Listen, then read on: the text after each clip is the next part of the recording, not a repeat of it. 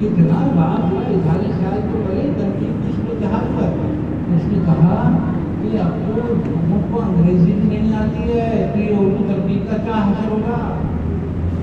یعنی یہ بات جو ہے 2013 کی بات میں کر رہا ہوں آپ سے, 2013 کا انٹرویو ہے.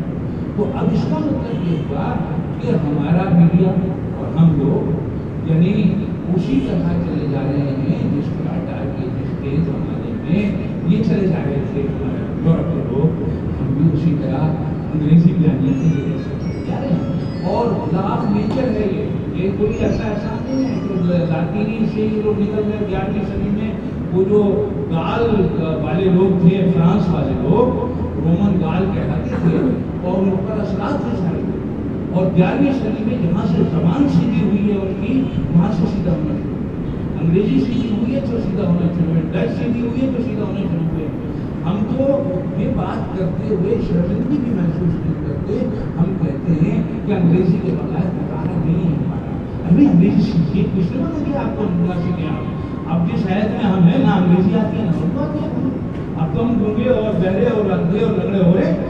تو یہ صورت حال میں کیا آنے والے کل میں عہد یوسفی برقرار رہے گا؟ میں آپ لوگوں سے سوال پوچھ رہا ہوں, یہ نہیں رہے گا.